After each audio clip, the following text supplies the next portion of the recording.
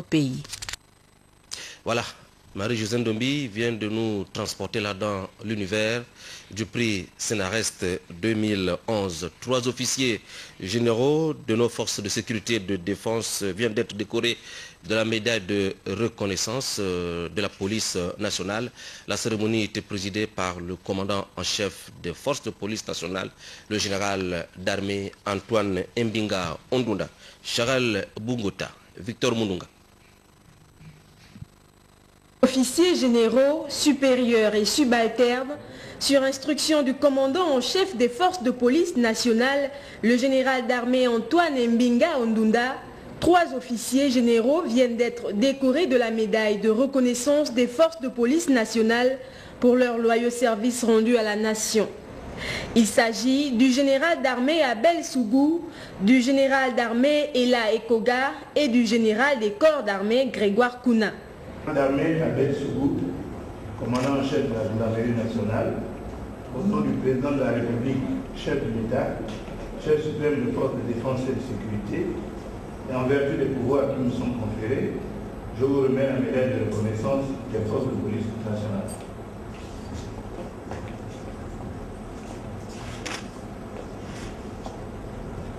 Et je vous en félicite. Général d'armée Jean-Claude Elaïkoga, chef d'état-major général des armées. Au nom du président de la République, chef de l'État, chef suprême des forces de défense et de sécurité, et en vertu des pouvoirs qui nous sont conférés, je vous remets la médaille de reconnaissance des forces de police nationale. Et je vous en félicite.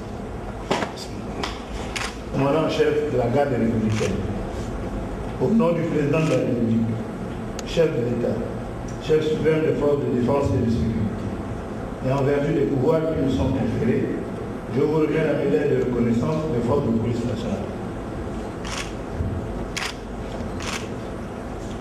Et je vous en félicite.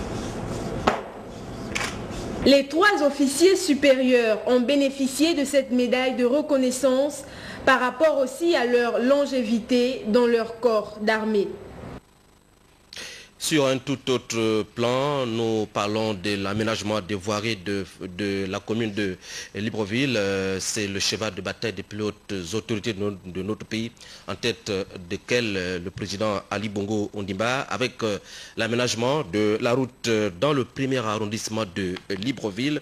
Les voies d'accès à l'aéroport international Léomba de Libreville se multiplient à l'image de celle-là qui relie le quartier Camp de Gaulle à l'aéroport qui est en pleine construction. Le constat ce matin, Victor Mundunga, Rodrigue Tessamwanga de notre rédaction.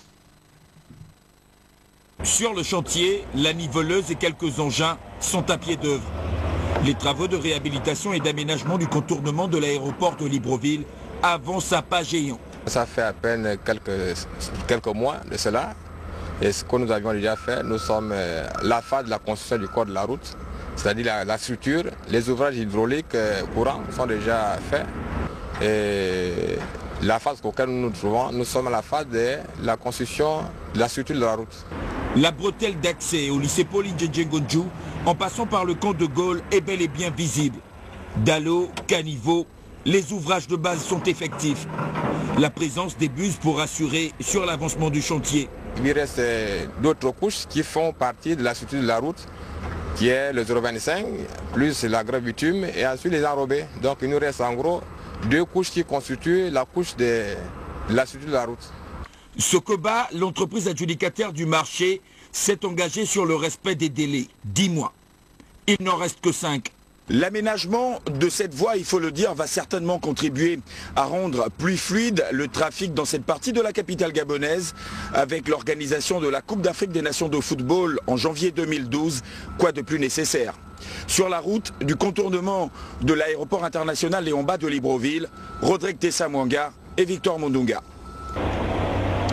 Merci Rodrigue. Récupérez votre souffle. Le tout premier plan d'urbanisation de la commune de Ndende vient d'être présenté à la faveur d'une visite sur site. Il s'agit là d'un projet porté par l'ONG Nzal Ndimbu et qui prévoit Dans une première phase, plus de 300 parcelles. Edgar Ndjembe-Doukaga fait le point.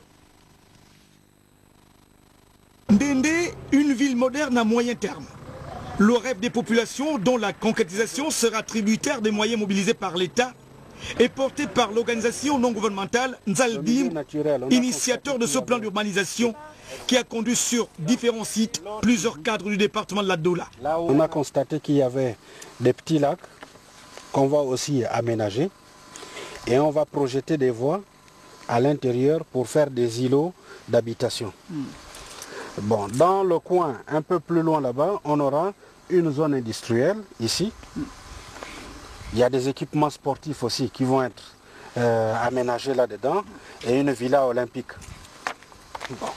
Dans le coin aussi, on a prévu aussi une zone, par exemple, d'un lycée professionnel, parce qu'en Ndende, on a constaté qu'il y a un lycée, mais après le lycée, ceux qui veulent faire de la technique, par exemple, ils ne peuvent pas.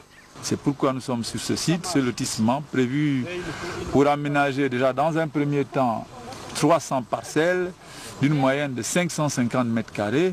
Alors nous pensons que tout cadre résidant à Libreville, Port-Gentil ou à l'extérieur du pays pourra revenir librement dans sa terre natale pour bâtir sa maison d'habitation. Il faut revenir au village parce que on dit chez nous, le goujon a beau aller en amont, il revient toujours à l'aval.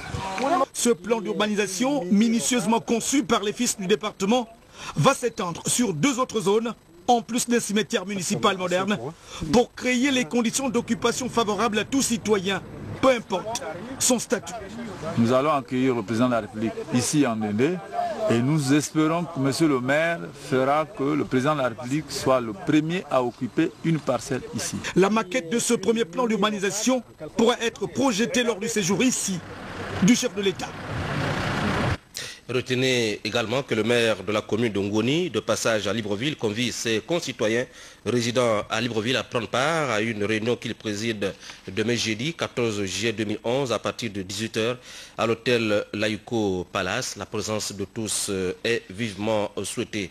Nous vous l'annoncions hier, notre confrère Alain Saint-Pierre, décédé le 4 juillet dernier, a été conduit ce début d'après-midi à sa dernière demeure à Libreville. Voici ce triste reportage d'Yves Oyono et Pierre Claver est là de notre rédaction.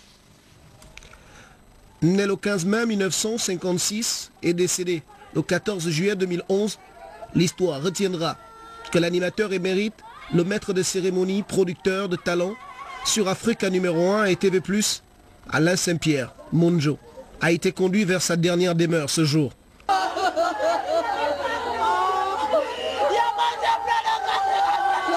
Du quartier derrière l'hôpital au domicile familial, où ont eu lieu les derniers hommages à l'église Sainte-Marie pour l'office religieux final.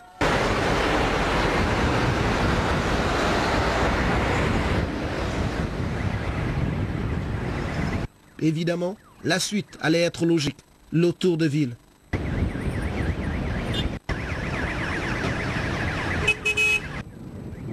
De Sainte-Marie au boulevard Triomphal, en passant par le carrefour Zérion, voie express au Gatol, via Lalala, destination, le cimetière municipal de Lalala.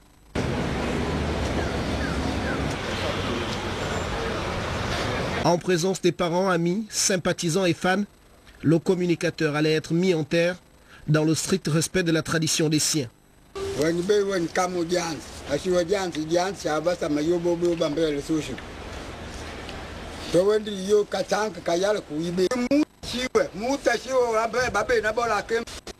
Sur tous les visages, c'était la tristesse qui se lisait. Pour tous, c'était un jour sombre. Difficile de se dire au revoir, mais c'était le cas. Il était une fois Alain Saint-Pierre. L'histoire de l'artiste vient de prendre fin ici. Au nom de toute la corporation, Alain, repose en paix, nous ne t'oublierons jamais. Car tu as été et tu resteras jamais un artiste, et un artiste, ça ne meurt pas.